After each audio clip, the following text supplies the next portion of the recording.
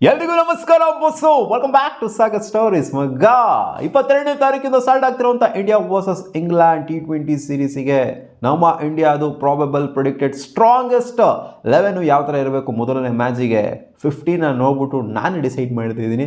ನೀವು ನಿಮ್ಮ 11 strongest 11 comment ಸೆಕ್ಷನಲ್ಲಿ ಹಾಕಬಹುದು. ಇಂಗ್ಲೆಂಡ್ ಮೇಲೆ ಆಡ್ತಾ ಇದ್ದೀವಿ ಅಂತಂದರೆ ಸಿಕ್ಕಾಪಟ್ಟೆ ಬಲಿಷ್ಠವಾಗಿರಲೇಬೇಕು ನಮ್ಮ 11. ಸೊ ಸ್ಕ್ವಾಡ್ ನೋಡ್ತಾ ಹೋದ್ರೆ ನನ್ನ ಪ್ರಕಾರ ಈ ಥರ ಇತ್ತು ಅಂದರೆ 11 ಬೆಟರ್ ಆಗಿರುತ್ತೆ ಅಂತ ಅಂದ್ಕೊಂಡಿದ್ದೀನಿ. ಅದಕ್ಕಿಂತ ಮುಂಚೆ ಸ್ಕ್ವಾಡ್ನ ಅನಲೈಸ್ ಮಾಡಿಬಿಟ್ಟು ಪ್ಲೇಯಿಂಗ್ 11ನ ಹೇಳ್ತೀನಿ. ಅದಕ್ಕಿಂತ ಮುಂಚೆ ಬೇಗ ಚಾನಲ್ ಸಬ್ಸ್ಕ್ರೈಬ್ ಹಾಕೊಂಡ್ರೆ ಸಬ್ಸ್ಕ್ರೈಬ್ ಹಾಕೊಂಡು ಬೆಲ್ಲಕ್ಕೆ ನನಗೆ ಟಕಾರ ನನಗೆ ಕ್ಲಿಕ್ ಮಾಡ್ಕೊಳ್ಳಿ. ಮಗ ಸ್ಕ್ವಾಡ್ನ ಡಿಸ್ಪ್ಲೇ ಮಾಡ್ತೀನಿ, ನೋಡ್ತಿರ್ಬೋದು 15 ಮೆಂಬರ್ ಸ್ಕ್ವಾಡ್ನ. ಇದನ್ನು ನೋಡ್ತು ಅಂದರೆ ಅನ್ಡೌಟೆಡ್ಲಿ ಸಂಜು ಸ್ಯಾಮ್ಸನ್ ಓಪನ್ ಮಾಡ್ತಾರೆ ಅಂತ ಕ್ಲಿಯರ್ ಕಟ್ಟಾಗಿ ಗೊತ್ತಾಗುತ್ತೆ. ಯಾಕಂದರೆ ಸಂಜು ಸ್ಯಾಮ್ಸನ್ ಓಪನಿಂಗ್ ಸಾರ್ಟಲ್ಲಿ 2 ಸೆಂಚುರಿ ಬೇರೆ ರೀಸೆಂಟಾಗಿ ಇಳಿಸಿದ್ದಾರೆ. ಆದ್ದರಿಂದ ಅವರೇ ಓಪನ್ ಮಾಡಬೇಕು. ಅವ್ರನ್ನ ಮಿಡ್ಲ್ ಆರ್ಡರ್ ಆಡಿಸೋದು ಅದು ಇದು ಎಲ್ಲ ಏನು ಮಾಡೋದಿಲ್ಲ, ಅವ್ರು ಓಪನ್ ಮಾಡ್ತಾರೆ. ಇಲ್ಲಿ ಅಭಿಷೇಕ್ ಶರ್ಮಾ ಜೊತೆ ಓಪನ್ ಮಾಡ್ತಾರೆ. ಅಭಿಷೇಕ್ ಶರ್ಮನು ಕೂಡ ಡೀಸೆಂಟಾಗಿ ಕಾಣಿಸ್ಕೊಂಡಿದ್ದಾರೆ ರೀಸೆಂಟಾಗೆ.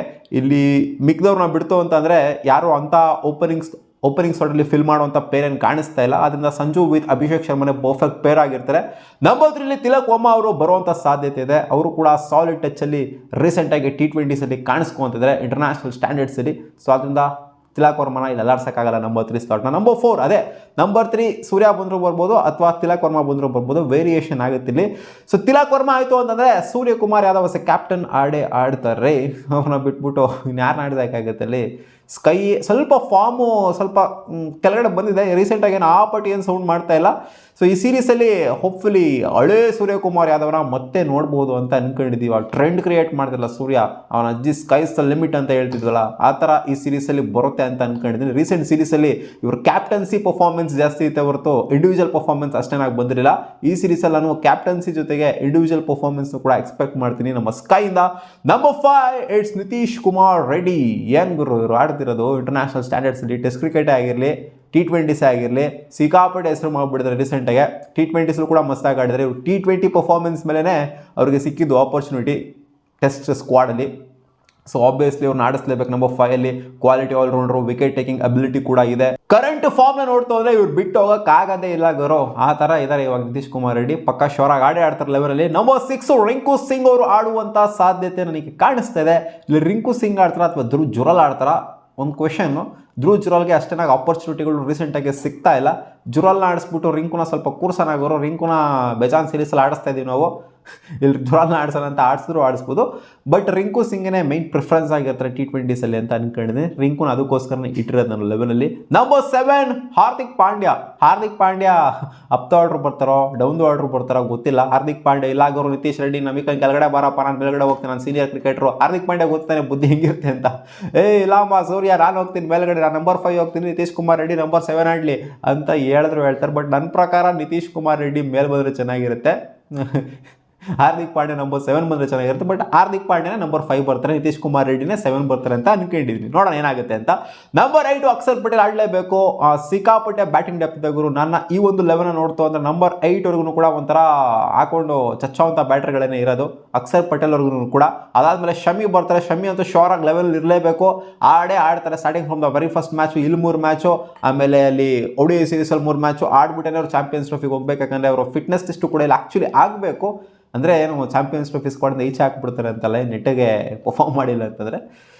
ಬಟ್ ಅದೇ ಫಿಟ್ನೆಸ್ ಸ್ಟ್ಯಾಂಡರ್ಡ್ಸ್ ಯಾವ ಥರ ಇದೆ ಅಂತ ನಮಗಂತೂ ಗೊತ್ತಾಗುತ್ತೆ. ಯಾಕಂದರೆ ಒಂದೂವರೆ ವರ್ಷ ಆದಮೇಲೆ ಬರ್ತಾ ಇದ್ದಾರೆ ಶಮ್ಮಿ ಅವರು. ನೋಡೋಣ. ಆಮೇಲೆ ವರುಣ್ ಚಕ್ರವರ್ತಿ ನಂಬರ್ 10. ಖಂಡಿತ ವರುಣ್ ಚಕ್ರವರ್ತಿಗೆ ಆಪರ್ಚುನಿಟಿ ಸಿಗುತ್ತೆ. ಬಿಷ್ಣೋಯ್ಗಿಂತ ವರುಣ್ ಚಕ್ರವರ್ತಿ ಸಿಕ್ಕಾಪಟ್ಟೆ ಮುಂದೆ ಇದ್ದಾರೆ. ನಾವು ನೋಡಿದ್ದೀವಿ ಶ್ರೀಲಂಕಾ ಸೀರೀಸಲ್ಲಿ ಹೆಂಗೆ ಅಪ್ಸೈಡ್ ಡೌನ್ ಸೈಡ್ ಹೆಂಗೆ ಮಾಡಿದ್ರು ಅಂತ. ಸೋಲೋಂಥ ಮ್ಯಾಚ್ನೆಲ್ಲ ಗೆಲ್ಲೋ ಥರ ಯಾವ ಥರ ಮ್ಯಾಚ್ನ ಟರ್ನ್ ಆಫ್ ಇವೆಂಟ್ ಮಾಡಿಬಿಟ್ರು ಅಂತ.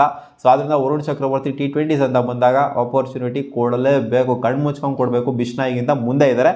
ಆ್ಯಂಡ್ ಹರ್ಷದೀಪ್ ಸಿಂಗು ಖಂಡಿತ ಇರಲೇಬೇಕು. T20s ಅಂತ ಬಂದಾಗ ಇವ್ರಿಗಿಂತ ಬೊಂಬಾಟ್ ಪ್ರದರ್ಶನ ಬೌಲಿಂಗಲ್ಲಿ, ಫಾಸ್ಟ್ ಬೌಲಿಂಗಲ್ಲಿ ಯಾರು ಕೊಟ್ಟಿದ್ದಾರೆ ಗುರು? ರೀಸೆಂಟಾಗಿ ಯಾರು ಕೂಡ ಕೊಟ್ಟಿಲ್ಲ. ಹರ್ಷದೀಪ್ ಸಿಂಗ್ ಶಾರ್ಟ್ ಲೆವೆಲಲ್ಲಿ ಇದ್ದೇ ಇರ್ತಾರೆ. ಇಲ್ಲಿ ಕೂರಿಸೋವಂಥ ಪ್ಲೇಯರ್ ಯಾರು ಅಂತಂದರೆ ಧ್ರುವ್ ಜುರಲ್ಲು, ವಾಷಿಂಗ್ಟನ್ ಸುಂದರು, ಹರ್ಷಿತ್ ರಾಣಾ ಆ್ಯಂಡ್ ಬಿಷ್ಣೋಯ್.